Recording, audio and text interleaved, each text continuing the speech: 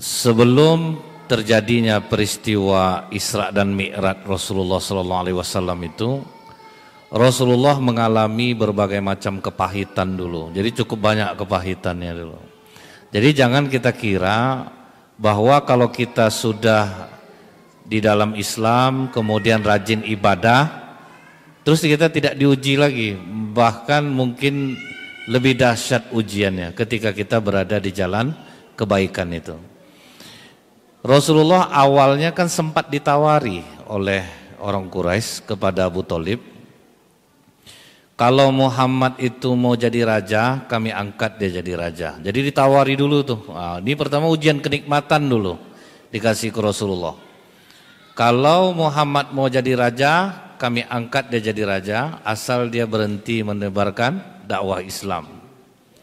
Kita jangan jadi raja lagi jadi RW aja berebut orang kan. Tidak usah raja lagi. Padahal jadi RW itu sekali 3 bulan gajiannya itu, tapi berebut orang kan. Jadi pengurus masjid aja berebut orang kan. Padahal tidak dapat duit itu. Apalagi jadi raja, tinggal duduk Rasulullah kalau mau jadi. Kemudian kalau dia mau harta, kami kasih harta. Kalau dia mau wanita, dia tinggal pilih wanita seperti apa yang dia mau.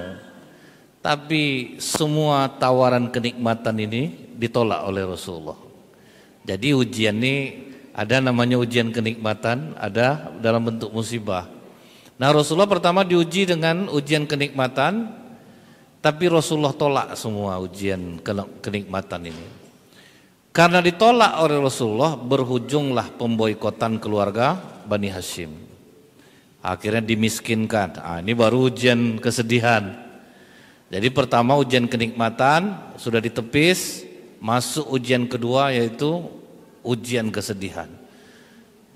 Rasulullah dan seluruh umat Islam diboikot, tidak boleh berjual beli dengan umat Islam, tidak boleh ada hubungan pernikahan dengan umat Islam.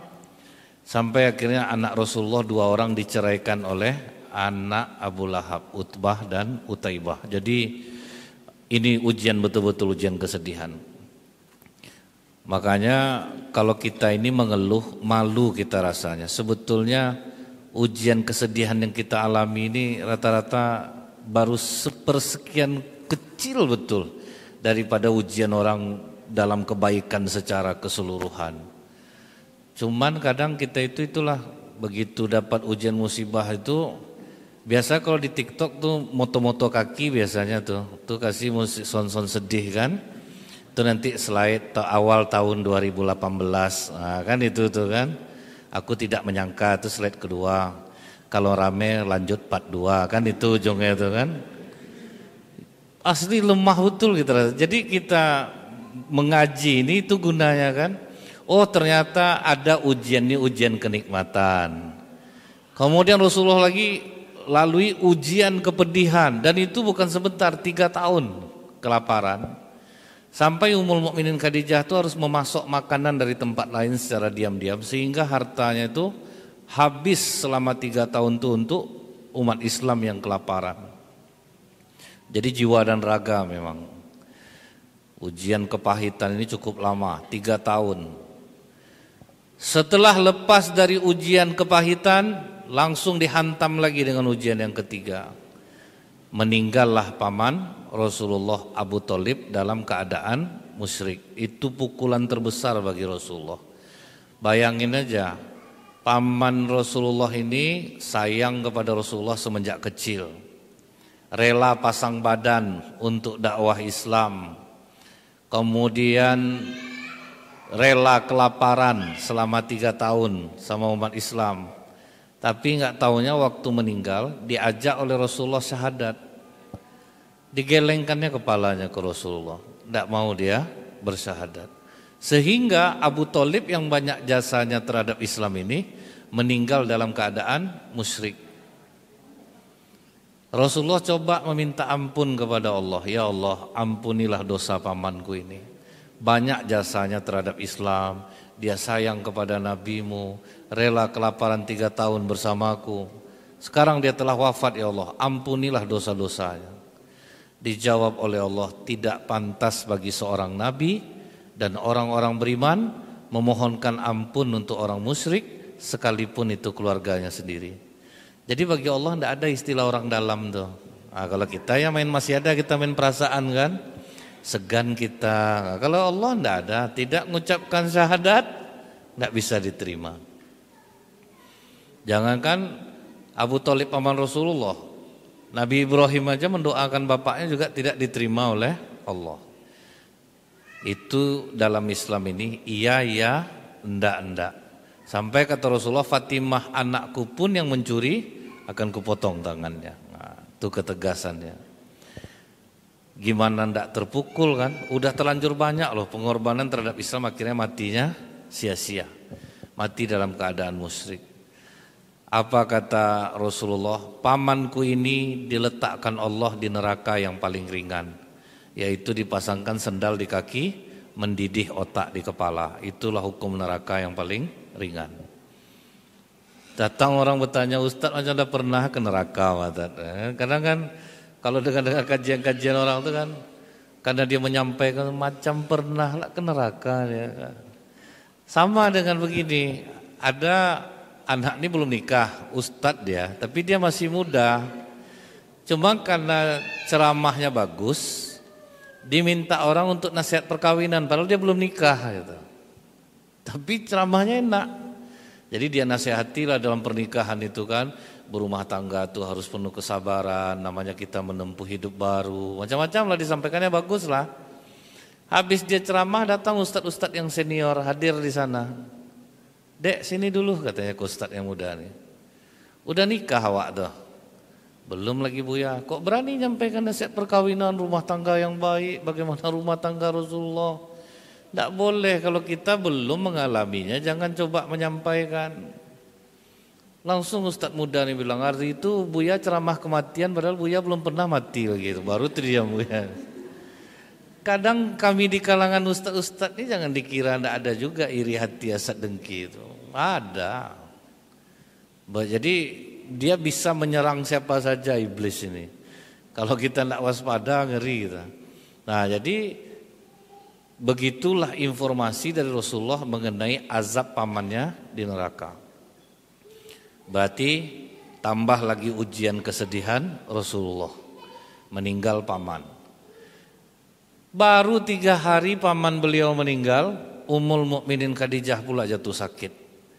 Nah ini ingat ya, jadi kita tuh jangan mengira, maka kata Allah, ahasiban nasu ayutraku ayakulu amanna wahum la yuftanun. Jangan kita mengatakan aku telah beriman kemudian tidak diuji lagi. Dia justru diuji, itulah nampak asli kita kan. Nampak asli kita tuh misal kayak bulan puasa, kan iblis semua standby itu. Kan tidak ada yang ikut merayu. Itu betul-betul asli kita lagi itu. Yang pemarah, yang pengamuk, yang pembohong, itu udah asli kita tuh. Jadi iblis merasa janganlah kan fitnah aku dibelenggu nih. Nah, nanti selama ini kan kita asal jahat, saya digelincirkan iblis azab, iblis kena fitnah. Padahal dia yang jahat. Kan selalu gitu, kita digelincirkan iblis. Bulan puasa besok tuh asli itu. Cuman kita sama hewan nafsu kita. Iblis semua dibelenggu. Berarti itulah aslinya kita. Yang jahat, yang penggunjing, itulah aslinya. Nah begitu juga nih. Rasulullah sudah diuji dengan kelaparan. Pertama ujian kenikmatan lolos. Ujian kelaparan lolos. Tambah ujian kematian paman. Masih juga tambah lagi oleh Allah ujiannya. Yaitu Ummul Mukminin Khadijah jatuh sakit. Jadi di hari terakhir Ummul Mukminin Khadijah itu Rasulullah pulang dari luar. Ummul Mukminin Khadijah itu berusaha berdiri untuk menyambutnya. Karena itu sudah menjadi kebiasaannya. Jadi suami pulang, dia berdiri menyambutnya. Tapi di hari terakhir itu Ummul Mukminin Khadijah sudah tidak sanggup lagi berdiri. Jadi waktu mau berdiri jatuh lagi. Langsung dikejar oleh Rasulullah. Jangan berdiri Khadijah, duduk saja. Langsung nangis Ummul Mukminin Khadijah. Kata Rasulullah, wahai Khadijah, apakah kau menangis karena kau menyesal bersuamikan aku? Dulu kau kaya raya dan terpandang.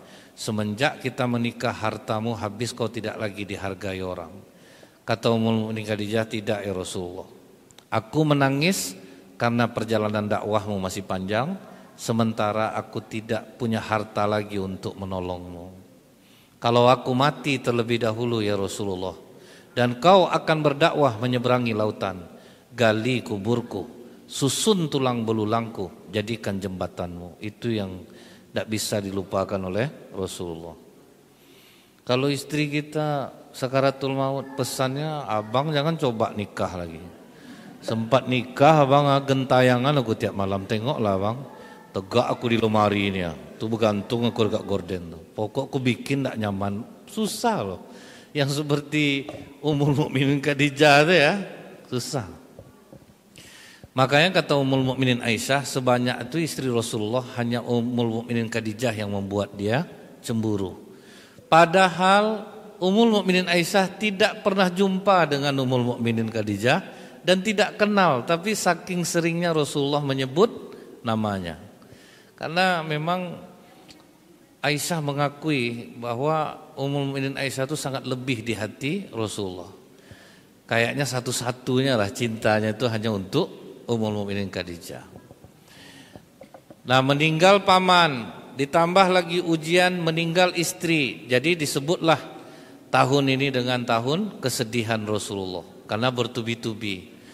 Tapi ingat, setiap kali Allah menguji kita dan kita tidak mengeluh dengan ujian itu, tidak buat-buat status kita di WA, tidak buat status kita di Instant Story. Dia kan sering tuh kalau udah ini ramanya nih ya, tuh pasti luka tuh.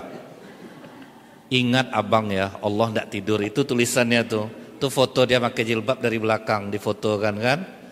Itu irama ya, tuh dah lah tuh. Tuh banyak orang komen kan. Masya Allah kak, memang pakai Masya Allah juga. Ya hanya Allah lah tempat kakak bersandar. Tapi rupanya di Instant Story curhat sebetulnya. Tapi kalau kita diuji, tidak membuat sepatah kata pun di Facebook, di IG, tidak memberikan isyarat, betul-betul kita ngadu ke Allah. Ini kan orang banyak berdoa di Instant Story. Berdoa tuh bawa beruduk, bentang sejadah sholat, itu baru berdoa. Yang ngamin kan tuh jamaah DM, IG kan, tayamin ikhlas dan enggak lah kadang kan. Hentikan kita itu mengeluh. Orang mengeluh itu memang banyak orang mendengarkan, tapi hanya sedikit orang simpati. Jadi kita itu menebar apa aja nama itu, kalau udah berani kita keluar rumah nih berarti masalah semua harus kita tinggalkan. Tersenyum, karena dia ngalir dia. Cobalah kita lagi duduk, kawan kita cemberut, pasti langsung rusak semua ngumpul tuh. Tapi dicoba sosial eksperimen di atas kereta api, satu orang nengok handphone sambil ketawa, itu satu gerbong langsung semuanya ketawa. Jadi senyum nular, sedih itu nular. Nah, sementara kita orang Islam ini kan seharusnya kita ini kokoh, bergantungnya hanya kepada Allah. Tidak mau menceritakan kesusahan kepada seorang manusia pun, tapi kita disuruhnya ngadunya kan ke Allah.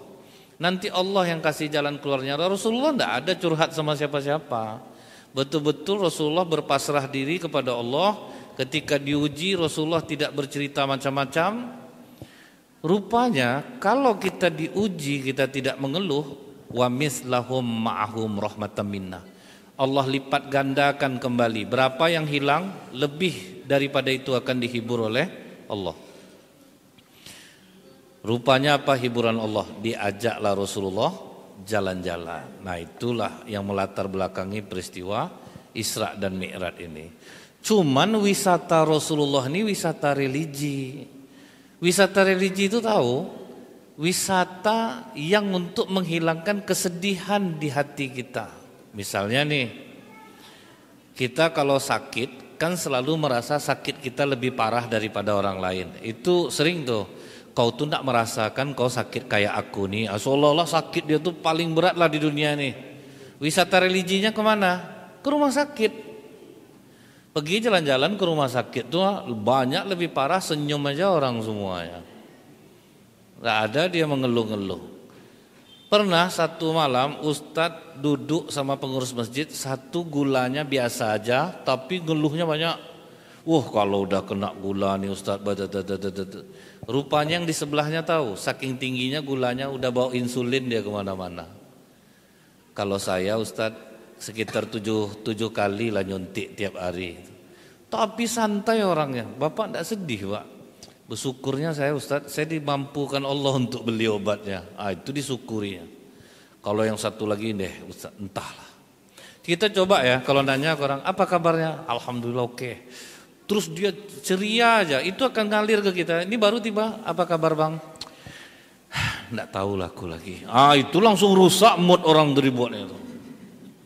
Jadi dia nular, kebahagiaan nular, kesedihan nular. Kawan kita datang cemberut muka, nggak mungkin kita senyum menyambutnya kan? Dia cemberut gini, itu nggak mungkin kita, apa kabar? Nggak mungkin. Pasti ngalir dulu, ngapa kau? Pasti gitu kan wajah kita kan? Ada masalah kok? Nggak mungkin, ada masalah kau? Matilah kau ya, nggak mungkin. Itu nggak mungkin kan? Apa hiburan wisata religi itu? Nih, ada ibu-ibu sosialita di Pekanbaru ini suka ngeluh. Capek kita ya Jeng ya, ngantar anak sekolah, jemput, belum lagi ke pasar, kita masih masak nasi, belum lagi menggulai, menggoreng, mencuci. Aduh, kadang suami nggak ngargai perasaan kita ya Jeng. Pokoknya sambil inilah kepala miring-miring macam-macam lah. Itu diajak wisata religi. Perginya kemana? Ke desa-desa yang jauh dari kemajuan. Masih banyak di Indonesia, di Pekanbaru ini aja masih banyak.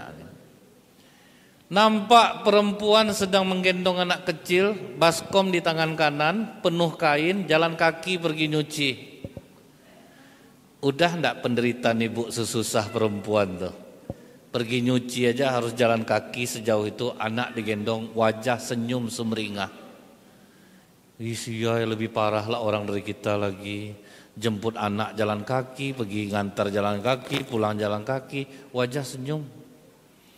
Masak pakai kayu, ditiup pakai pipa, sampai keriting rambut perempuan sana rata-rata. Tidak perlu ke salon lagi, kena asap tuh kan, panas tuh. Keriting tapi tidak teratur keritingnya. Disisir pun payah tuh, rasa tuh. Karena nyangkut dia mungkin. Tapi wajah mereka tersenyum. Akhirnya mereka pada WA suaminya, Pak maafin mama ya Pak, mama terlalu berlebihan selama ini. Bilang seolah-olah capek di rumah. Padahal kita udah enak loh di rumah, masak rice cooker, tinggal atur aja udah aman. Masak pakai kompor gas tinggal kletek hidup, mesin cuci tinggal putar. Maksudnya papa tuh nggak tahu ya mama ini capek di rumah, nyuci itu berat loh Pak. Sempat bisa ngomong mesin cuci itu kak, nggak ada kakak nyuci loh kak, kami yang berputar tiap hari. Mana pernah lah, aduh, kalau pekerjaan rumah tuh nih maaf bicara, mungkin kalau udah alat-alat seperti itu kita pun pandai, tidak susah, kita laki-laki pun pandai itu. Jadi jangan sampai kita mengeluh. Kan banyak majelis taklim Pekanbaru kalau wisata religinya kemana? Islamic Center Hall. Padahal kata Rasulullah salah satu tanda hari kiamat masjid akan dijadikan tempat untuk jalan-jalan. Itu bukan wisata religi itu. Kami kan sholat di sana Ustaz, sholat 5 menit, foto-foto 2 jam. Dia harus diupload hari itu juga. Kak, di tiang nih kita bertiga kak. Tuh gaya khas kepala miring tangan gini itu enggak pernah tinggal tuh. Tang apa tuh? Saya heran kok wajib betul ya kayak gini nih ya. Tuh wajib tuh. Bingung saya. Pasti gaya itu gaya favorit loh itu. Mungkin bisa lah sering-sering aja nengok gaya-gaya pose itu, mana tuh bisa ada penambahan gaya gitu kan. Nah itu bukan wisata religi. Wisata religi itu kita sedih dalam hal apa, kita cari orang yang lebih parah penderitanya dari kita gitu. Kalau kita tidak wisata religi, akhirnya jalan-jalan kita tuh habis jalan-jalan masalahnya balik lagi. Karena kita tidak mendapatkan hikmah dari perjalanan kita itu. Nah itu maksudnya wisata religi. Nah jadi Rasulullah itu wisata religinya waktu perjalanan malam itu, Rasulullah salah satunya mencium bau yang sangat harum. Rasulullah bertanya kepada malaikat Jibril, ini bau harum apa Jibril? Ini bau kubur Masitoh ya Rasulullah. Nah diputar tuh tibanya tuh cerita tentang Masitoh. Ketika Masitoh menyisir rambut anak perempuan Fir'aun, terjatuh sisir, terucap oleh Masitoh nama Allah. Bertanyalah anak perempuan Firaun ini, siapa Allah itu Mas Ito? Allah itu yang menciptakan langit dan bumi dan segala isinya. Termasuk bapak kau tuh. Bapak kau tuh Allah lah yang menciptakannya. Kata anak Firaun dengan tersinggung dia ngomong, bapak aku aja Tuhan. Bapak kau tuh ngaku Tuhan. Allah yang menciptakan bapak. Awas kau Mas Ito, akan kuadukan kau sama bapak aku. Ngadulah. Nekat Mas Ito tuh, demi akidah berani dia seperti itu. Dipanggil Mas Ito, sini kamu dulu Mas Ito, betul yang disampaikan oleh anak aku bahwa kau tidak pernah menyembah aku, betul? Kau tahu hukumannya Mas Ito? Terserah kepadamu Firaun. Haman, panaskan kuali tembaga besar, didihkan minyak di dalamnya, angkat Mas Ito dan anak-anaknya, bawa ke atas, lemparkan mereka satu persatu. Jadi di depan mata Mas Ito, anaknya yang pertama ditarik, menangis-nangis, ibu, jangan nangis sayang, sakitnya hanya sebentar nak, kita akan bersama di surga. Dialah yang menguatkan anaknya. Dilempar anak yang pertama, menggelepar-gelepar mati. Kita jangan nengok itu lagi. Saya pas lihat ada tayangan, anak tadi daerah mana, bayi, dia lagi merayakan ulang tahun, tapi orang tuanya tidak ada uang, dibakarkannya mencis, dinyanyikannya happy birthday to you. Itu nengok itu aja udah sedih hati kita kan, sendirian merayakannya gitu kan di hari ulang tahun ya, siapapun dia, tapi kita melihat itu aja sedih, apalagi menengok anak kandung sendiri terbakar, menggelepar-gelepar, mendidih.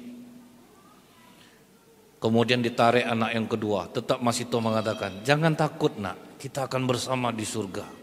Dia yang menguatkan anaknya, terlemparlah anak yang kedua menggelepar-gelepar. Anak yang ketiga masih kecil, pelangak-pelongok, maju sayang, jangan takut nak. Dilemparkan menggelepar-gelepar pula. Tinggallah satu yang sedang menyusu. Pas maju Mas Ito ditarik, diam dia. Gimana Mas Ito, kau mundur? Tidak Firaun, berikan kesempatan anakku untuk menyusu dulu. Langsung anak ini diberikan Allah kemampuan untuk berbicara. Dia cabut mulutnya dari susuan ibunya.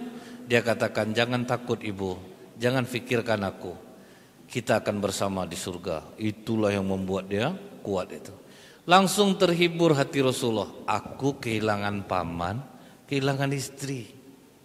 Tidak dia dalam keadaan dianiaya, masih toh di depan matanya dia harus menyaksikan anak-anaknya menggelepar. Langsung ringan beban Rasulullah. Jadi ujian ini memang harus ada. Bagi orang mukmin kan ujian itu sesuatu yang berat, tetapi bukan sesuatu hal yang tidak mungkin. Jadi lalui saja ujian fase-fase ini. Kadang kalau kita bilang kekayaan itu nikmat, belum tentu juga. Coba kita pergi ke pengadilan agama, 80% yang mau pisah justru orang kaya kan, bukan orang miskin. Kan aneh tuh, orang bilang punya harta tuh kita bahagia.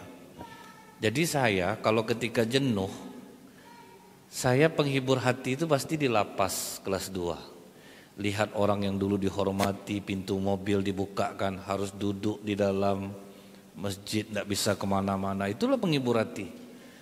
Kayak kemarin Bangkit misalnya Don kan, tentang duniawi ini, cari orang yang dulunya kaya raya dengan harta haram kemudian bangkrut gitu kan. Dia hijrah, dihentikannya semuanya. Apa tidak menghibur diri kita jadinya tuh? Orang yang bergelimang harta sampai dia bilang, mobil saya tuh Ustaz tahun 2017 itu ketika saya sudah merasakan kehampaan tuh selama 1 tahun. Itu sampai dia membuang-buang uang di dalam mobil tuh. Suntuk, udah untuk apa sih uang ini lagi gitu. Sampai udah titik hampa dia katanya.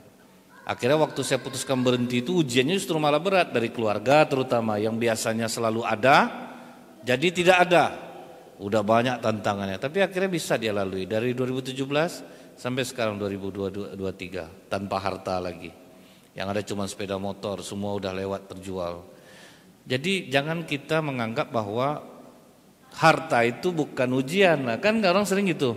Deh kalau kita berpunya pasti enak ya. Apa-apa mau dimakan bisa. Kita kalau udah berduit kadang justru mau beli makanan pada ragu gitu jadinya. Sini aja lah enggak mana, usah lagi rame orang. Situ lah, situ enggak lah, lain lah rasanya. Ujung-ujung makan Indomie di rumah jadinya. Tapi waktu kita enggak berduit, deh kena besok kalau ada duit makan situ kita yuk. Ada lagi yang kasihan orang pas sudah kaya dia tidak boleh lah makan apa-apa lagi kan. Makan ini tidak boleh, makan ini tidak boleh. Jadi ujian itu bisa nikmat, bisa kesedihan. Nah jadi itu Rasulullah begitu mendengar tentang Masyitoh ini semakin menguatkan batin Rasulullah. Dan kita tahu ketika Rasulullah menjemput perintah sholat, itu artinya apa? Kalau kita sedang sedih, kalau kita sedang berduka, bawa sholat. Itu sebetulnya maksudnya. Sholat, apa kata para ulama? Kalau Allah ingin berbicara dengan kita, baca Quran. Kalau kita ingin bicara dengan Allah, bawa sholat. Sholat itulah komunikasi kita sama Allah itu. Jadi akan mengurangi penderitaan kita. Nah kapan sholat itu bisa mengurangi penderitaan kita? Kalau kita tidak buruk sangka lagi sama Allah. Selagi kita masih buruk sangka, udah umur segini aku ya Allah, belum juga jodoh, apa betul sakit hati kau sama aku ya Allah. Dia sholat juga sambil berdoa nih. Kita kalau udah rajin sholat, kalau mau hati kita lapang itu, terima segala apapun yang menjadi takdir Allah untuk kita. Sambil kita mencari tahu apa kesalahan diri aku. Karena kan Allah sudah kasih wama asobakum min musibatim fabima kasabat aidikum wa ya'fu an katsir. Apapun musibah yang menimpa kamu, salahkan diri kamu sendiri. Kan sebenarnya kita cari dulu. Ibu ini jualan harian, dia rajin sholat tapi mukanya curungut terus jualan. Siapa yang mau belanja? Datang orang misalnya dibeli orang telur 2 biji, 2 biji cuman belinya, lebih daripada karantina lagi gaya mukanya tuh. Itu enggak mau orang belanja lagi sama dia. Akhirnya ada orang enggak sholat, mukanya ramah, murah senyum. Akhirnya ke situ orang belanja kan. Jadi akhlak ini memang pengaruhnya besar gitu. Terus apalagi kita kenanya nih? Kenapa ya? Saya udah umur segini belum juga saya dikasih Allah jodoh. Sebetulnya Allah ingin kita koreksi dulu diri kita ini. Entah kita bucin lah orangnya kan. Tiap sebentar menelpon, di mana posisi abang? Di kantor, cok foto dulu, foto lah dulu kan. Itu apalah hitam di belakang lemari itu, sapu hijau tuh dek. Berkeluarkan lah sapu hijau tuh. Jam 12 abang udah makan, ini mau pergi makan. Jangan sama cewek lah, enggak sama laki-laki. Foto dulu, foto lah. Panggil kan foto dulu, foto lah dulu. Kan payah macam itu kan. Lama-lama kan ilfil juga jadinya. Jadi kadang kita yang buat salah, Allah yang kita salahkan. Gaji 5 juta, kredit mobil, angsurannya 4.600.000 sebulan, itu tinggal 400 gaji lagi. Setelah itu pas sholat, ya Allah, mengapa kau berikan hamba cobaan seberat ini? Macam Allah lah yang nyuruh dia ngambil mobil tuh. Udah dia yang buat kelakuan, Allah disalahkan. Pokok kita pasti yang salah, tidak ada ndaknya. Diburu-buru pinjol, Allah juga yang salah lagi itu. Kita tuh tidak mau hidup di level kita. Ini ditengok juga Shopee itu terus tuh check out ya. Bang tidak sengaja bang check out lah, tas di mana lah ada tidak sengaja. Ditengok juga ada lah speleter, pakai lah speleter tuh. Jadi kita sebetulnya menghancurkan diri kita nih. Kalau seperti ini, sholat kita tidak akan mendatangkan ketenangan jiwa. Misal kita sholat untuk dapat jodoh, kita sholat untuk dapat rezeki, putus asa yang akan kita dapatkan. Jadi ini seperti Ammar Mustafa. Ammar Mustafa itu orang Sudan, kulitnya hitam. Dia merantau ke Riyadh, jadi tukang bangunan. 5 tahun di Riyadh kerja, tidak ada perubahan hidup, tetap miskin, tetap tidak ada perubahan apa-apa. Jadi gajinya 5 tahun itu hanya cukup untuk makan. Dia ngirim istri pun tidak pernah. Tetapi ada yang tidak berubah di diri Ammar Mustafa. Tidak jauh dari istana Riyadh ada masjid penduduk dan dia sering azan dan sholat berjamaah di sana. Azan dan sholat berjamaah. Dan itu dia lakukan ikhlas karena Allah. Tidak pernah dikasih pengurus masjid itu duit, tidak pernah diajak makan, tapi dia memang mengerjakannya karena Allah. Kalau kita kalau udah rutin berjamaah, kalau tidak dapat kupon kurban kan pindah masjid kita tuh biasanya tuh. Ngapa pindah masjid kalau tidak dapat kupon kurban tuh biasa 2, ini 1 cuma dapatnya. Gara-gara tidak dapat kupon kurban itu aja susah. Jadi orang banyak kadang tujuan dia ke masjid tuh, ada orang ingin memakmurkan masjid, ada orang ingin makmur di masjid. Nah, dia kan ada dua tuh. Gimana dia supaya makmur di masjid?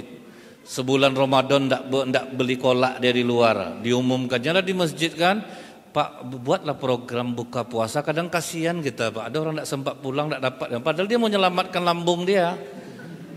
Dia bawa istri sama anak-anak di masjid berbuka kan, 29 hari lama itu kan, hemat tuh, hemat uang kita bulan puasa ini, berkah betul bulan Ramadan nih. Padahal kalau kita memakan yang tidak hak kita itu kan tetap diambil lagi sama Allah dengan cara yang lain. Anak sakit, kendaraan rusak, kita tidak pernah sadar tuh. Padahal itu sudah pernah dulu saya tegur satu masjid, tolong rubah pengumumannya tuh. Umumkan kita mau buka bersama di masjid, jadi bapak tidak berdosa makan tuh. Ini dibilang juga untuk musafir yang lewat, yang tidak sempat pulang kerja. Yang musafir dapat kerak bakwannya rata-rata. Dia sore udah dikumpulkan anak-anak itu dulu kan, bakwan resoles ditaruh di piring. Apalah yang dapat sama orang? Kok nak tukar pengumumannya?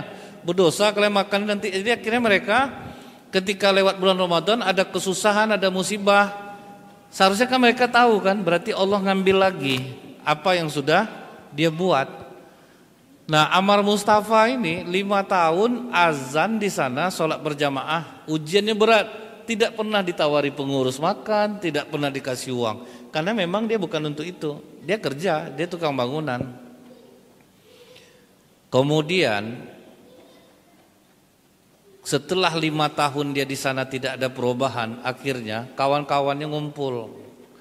Kata kawan-kawannya, Amar, kau udah 5 tahun di sini, tapi perubahan hidup belum ada. Mungkin Riyadh ini bukan tempat merantau yang cocok untuk kau Amar. Kami ini punya istri, kami punya anak juga. Kau udah lama tidak pulang. Tapi salut kami nengok kau Amar. Belum pernah kau melihatkan kesedihan sama kami. Belum pernah kau ceritakan kesusahan kau sama kami. Itu yang orang muslim yang sesungguhnya. Jadi jangan gampang curhat lah. Kalau ada apa-apa pengen orang tahu masalah kita gitu kan. Saya memperhatikan kalau perempuan yang seperti itu sulit jodohnya. Heran saya, karena saya beberapa kali menemukan itu. Dan pertanyaan itu serupa semuanya. Tapi ada tuh yang paling sedih nanya itu, calon suami saya nih Ustadz, solehnya minta ampun Ustadz, tidak pernah mau menyentuh saya, tidak pernah dia itu mau merayu Ustadz. Rupa gay. Kejadian loh itu. Saya dari awal udah duga, karena gini, dia bukan orang yang taat agama. Kemudian dia menjalankan pacaran, tapi cowoknya enggak mau megang. Rugi kan? Udah enggak soleh, rugi lagi. Saya udah nebak, jadi saya sempat bilang, bisa enggak dikirim foto calonnya? Dari gaya duduknya aja udah terbayang saya. Itu kan udah ada, memang tidak semua orang duduk seperti itu, cuma kalau laki-laki kayaknya geli ya duduk seperti itu. Kalau perempuan masih enak lah, misal panggil sayang, cantik, say, kemana aja saya. Coba laki-laki menyentuh, geli dah, say. Jadi waktu itu Ustadz udah ngomong, ini maaf ya kata Ustadz kan, ada merasa ada yang aneh enggak dengan calonnya ini? Ih enggak ada sih Ustaz, rasanya kok bahagia ya dapat laki-laki seperti ini. Oh iya deh. 2 hari sudah itu terbuka. Rupanya kawan yang laki-laki yang berfoto berdua sama calonnya itu pasangannya. Jadi yang dia sendiri yang membuka gitu, bahwa kami itu sebetulnya, jadi rencana dia untuk topeng, dia nikah untuk supaya orang menyangka bahwa dia laki-laki normal. Jadi yang namanya pacaran tidak akan mungkin lah kalau orang menjalani pacaran bukan ta'aruf, pasti aneh-aneh kelakuannya. Ini kok enggak, hebat betul kan? Hebat betul dia. Nah jadi tuh kalau Ustaz perhatikan, perempuan suka curhat sama orang. Kenapa itu? Susah dapat jodoh, karena Allah kan enggak suka kan. Allah tuh inginnya kita kalau ada masalah ceritanya ke Allah, nanti Allah yang nunjukkan jalannya. Ini sibuk seolah-olah manusia ini yang bisa mencarikan solusi terhadap masalah. Manusia ini kemampuannya terbatas, sama dengan orang seminar parenting kan. Kita ikut seminar parenting nih, menjadi orang tua yang baik. Ayah bunda jangan kasar sama anak, ditegur yang baik.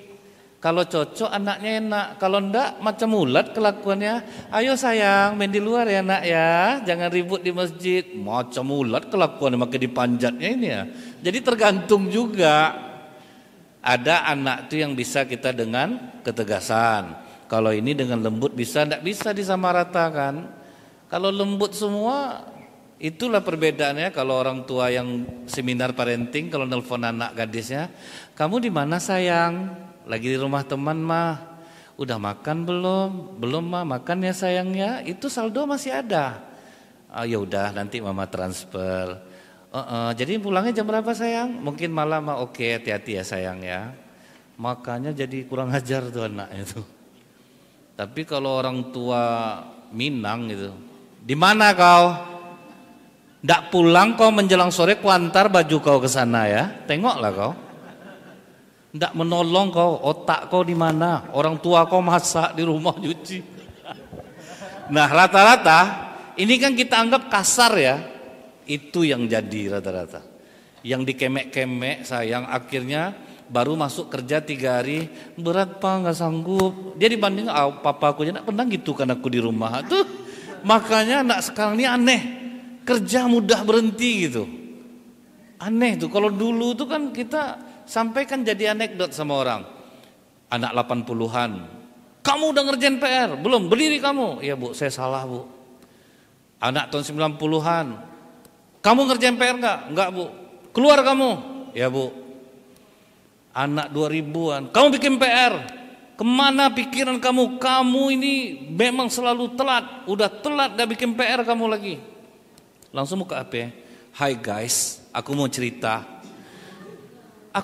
Kayaknya aku nggak senang loh guys, kok aku diginiin ya, hancur hati aku dikasarin guys, entahlah geli nih. Itu anekdot, tapi sebetulnya tajam tuh, hampir rata-rata.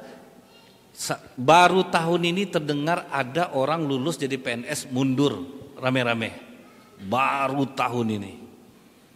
Dulu orang bergegas jadi PNS, mau ditempatkan di mana saja, mau ada sarang buaya, sarang apa, tidak ada, pokoknya jadi PNS.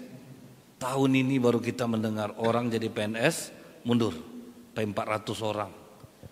Itulah bukti lemahnya. Kenapa? Ikut seminar parenting yang salah ngamalkannya.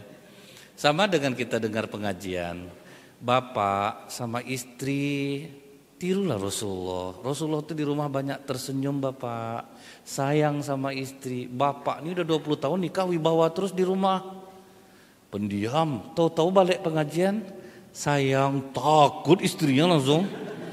Bang macam biasa aja lah bang, takut. Karena tidak cocok pula lagi kan, terlambat pula ngamalkannya. Jadi kita tuh dengar pengajian pun kita mikir juga, ini cocok enggak aku amalkan. Misalnya nih, kasih uang 100% tuh milik istri, diamalkan sama suaminya, jalan kaki keluar jadinya. Ngapa jalan kaki? Ada duit habis, kasih 100% ke istri. Kalau udah sampai ke istri tuh payah keluarnya lagi. Kecuali istri kita, nih duit, terus kita kemana-mana, papa ada megang duit? Itu enggak apa-apa, jujurlah soal duit semua ya. Tapi kalau udah dikasih payah narik balik, mendorong nek onda gaya gagah kan. Tapi dorong nek onda. Dorong pak. 10.000 dikasih istri udah makan lontong pak, tadi 8.000, 2.000 dapat minyak. Jadi tengok juga tipenya ini cocok enggak untuk kita amalkan. Jadi jangan dimakan semua gitu. Nah tuh si Ammar Mustafa ini, begitu kawan-kawannya bilang kami mau nyumbang-nyumbang membelikan kau tiket pulang ke Sudan. Kami harap kau mau menerimanya Ammar, karena kami yakin anak kau rindu sama kau, istri kau rindu sama kau. Kata Ammar Mustafa, aku terima kebaikan kalian. Terima kasih aku betul. Diterimanya lah kebaikan kawan-kawannya nih. Aku akan pulang ke Sudan. Nah ini tipe orang miskin yang tidak sombong. Dia Allah benci sama orang kaya sombong, tapi Allah lebih benci sama orang miskin yang sombong. orang miskin yang sombong nih, ingat Ustadz ada cerita seorang pengusaha. Dia ngomong ke Ustadz, saya hampir nampar orang miskin hari ini Ustadz. Apa masalahnya Pak Ji? Saya mau ke masjid, didekatinya saya, Pak Haji saya butuh uang 4 juta untuk beli Honda bekas. Oh ya udah, nanti datang aja ke tempat saya. Datang dia ke kantor saya Ustadz. Saya bilang gini, aku kan ada zakat mal, jadi kau enggak usah berutang, aku kasih aja zakat aku untuk kau 4 juta. Maaf Pak Haji, saya enggak nerima zakat. Ngapa kau enggak nerima zakat? Karena Rasulullah tidak nerima zakat Pak Haji. Kau kan enggak Rasul dong, ngapa pula kau enggak nerima? Kau kan masuk 8 asnaf, wajar kau nerima zakat. Oh enggak, maaf Pak Haji, saya enggak nerima zakat. Itu orang miskin yang sombong tuh. Oke lah, ini enggak zakat, ini uang pribadi aku. Saya udah emosi itu Ustaz. Ini tidak uang zakat, ini uang pribadi saya. Ambillah 4 juta. Saya masih muda dan kuat berusaha Pak Haji, saya tidak mau dikasih aja. Itu orang miskin sombong. Akhirnya dia berutang. Berapa lama kau bisa bayar? 4 bulan lah Pak Haji. 6 bulan aku kasih waktu. Akhirnya tidak terbayar, hilang, dosa tidak jadinya. Itu orang miskin yang sombong. Orang kaya yang sombong aja mungkin terdengar wajar, tapi tidak boleh.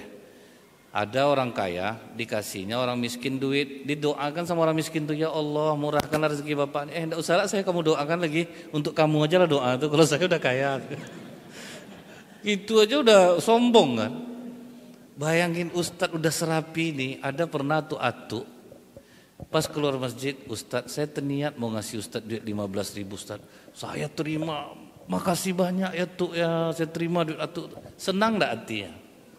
Jadi kita tuh kalau misal kita sedang susah tuh, kalau kita sedang susah, harga diri taruh di bawah telapak kaki. Kalau enggak sok kita jadi ya. Kalau kita sok tuh siapa orangnya enggak?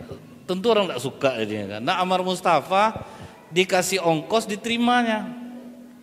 Sudah ditemani kawannya beli tiket, 1 hari sebelum berangkat dia masih sempat tuh azan dari subuh, zuhur, asar, maghrib, isya. Nah, itu isya terakhir dia. Pamitlah dia sama pengurus masjid. Nah, hebatnya enggak ada pula yang nawarkan, yuk kita antar ke bandara atau ngasih duit lah sedikit gitu kan. Tapi memang itu ujian dia. Betul-betul enggak ada pengaruh ke jiwa dia. Bayangin 5 tahun loh.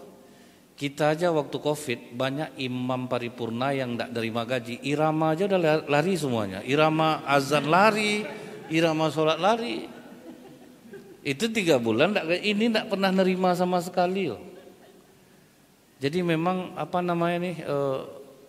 itu susahnya kalau makanya di tempat-tempat parkir tuh no typing itu memang karena kalau udah terlanjur dikasih duit tuh kita berharap. Kadang misalnya macam kami ini ikhlas kami ceramah karena pernah dikasih bandrol sama jamaah, itu tuh bahaya rupanya. Begitu dia ngebandrol kita dapat standar jadinya. Akhirnya berhitung gitu nanti dia. Ngeri memang. Akhirnya enggak ada keikhlasan kita tuh lagi. Kita hitung nanti semua itu. Dia gini Pak. Kan pakai gini Pak itu tuh udah jelas tuh kan. Jarak tempuh Pak kan. Ini mobil dihitung rental. Jadi hitung-hitungan kita. Padahal dulu waktu kita enggak digituin orang, aman-aman aja kita kemana pergi. Berapa dikasih orangnya senang nanti kita. Nah, semenjak dibandrol tuh. Itu bahayanya. Memang kalau duit nih memang tidak segalanya butuh duit, tapi memang mau beli apa-apa tuh pakai duit. Jadi itu tuh kadang yang membuat kita akhirnya mulai perhitungan. Kita kerja udah mulai itu ikhlasnya udah kurang, duitnya lebih kita perhatikan dan itu terasa di dunia macam kami mubalik nih itu terasa tuh. Makanya tuh gimana supaya kita jangan sampai dibandrol orang. Kalau udah dibandrol orang udah susah kita dapat standar akhirnya nanti. Pas ada orang yang agak jauh ngundang, enggak lah di Pekanbaru aja mending aku lagi di Pekanbaru dapat juga segitu. Jadi kayak gitu jadinya tuh. Itu terasa betul tuh. Nah, kemudian Ammar Mustafa ini jalan kaki dia pulang habis sisa ke bandara. Sampai di bandara jam 4 subuh. Dia tunggu sholat subuh, habis sholat subuh dia tiduran, berangkatnya jam 10 pagi.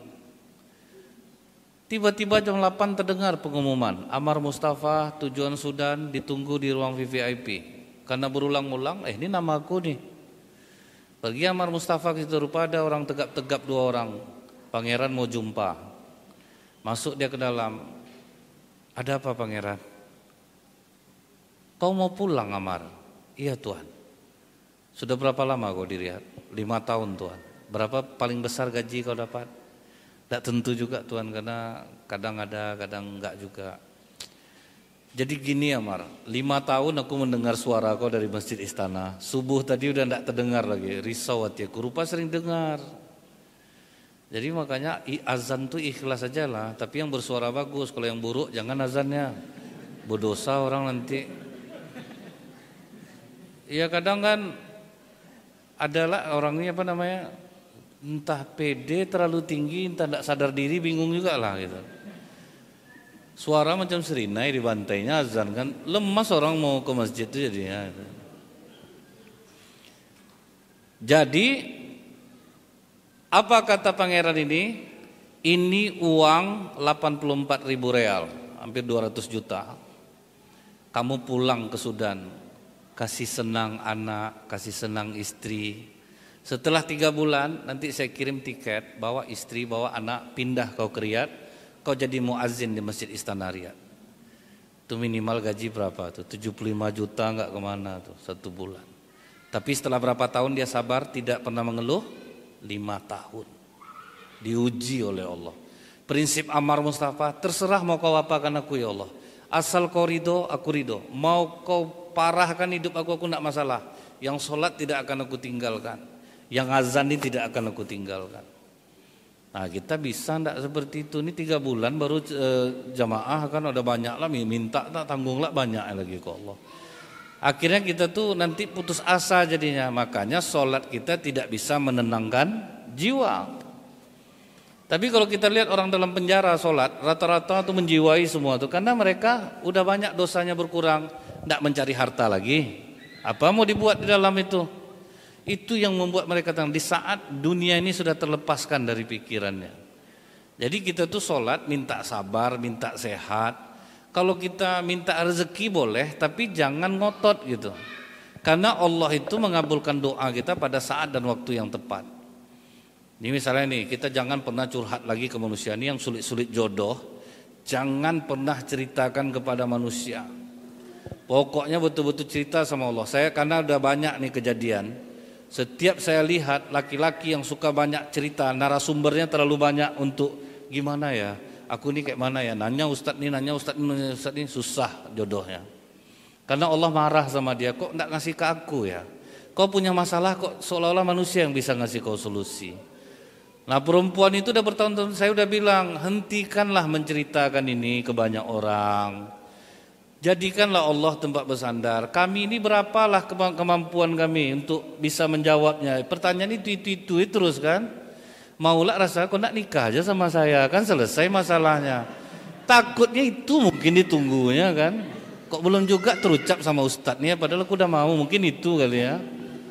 Udah capek lah rasanya, akhirnya saya blokir lagi, muak lah kan. Itu aja masalah.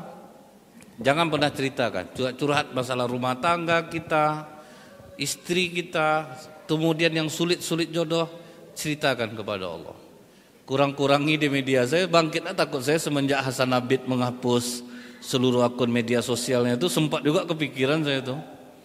Yang selebgram yang punya, pokoknya udah ngeri hasil Instagramnya, TikToknya, Hasan Abid Pakistan. Kan dia hapus semua akun dia. Gara-gara dia mimpi melihat temannya di neraka. Jadi dia mimpi itu bukan sekali, sampai berkali-kali gitu. Dia mimpi itu. Dia terus kawannya itu minta tolong hapuskan akun aku. Karena di akun dia tuh banyak hal-hal yang maksudnya itu yang enggak bagus lah untuk dilihat atau untuk orang jadi teladan pun enggak gitu. Akhirnya Hasan Abid ini saking takutnya akun dia yang dihapusnya semuanya, TikToknya, selebgram Instagramnya, dihapusnya semua jadi. Karena dia sudah menengok sendiri, dia menengok kawannya itu, katanya dalam mimpi itu timah panas di ke telinganya. Jadi takut dia sejak saat itu. Nah kita tuh kalau dapat yang seperti itu lah ya, hidayah, jagalah itu. Kita rajin sholat, baru sholat kita bisa menenangkan jiwa kita. Kalau enggak, banyak orang yang sholat ini putus asa hidupnya. Karena dia menganggap apa yang dia minta itu harus dikabulkan oleh Allah. Padahal Allah mengabulkan doa pada saat dan waktu yang tepat. Nah, mudah-mudahan ini bermanfaat. Lebih kurang saya mohon maaf. Subhanakallahumma bihamdika asyhadu an la ilaha illa anta astaghfiruka wa atubu ilaik. Assalamualaikum warahmatullahi wabarakatuh.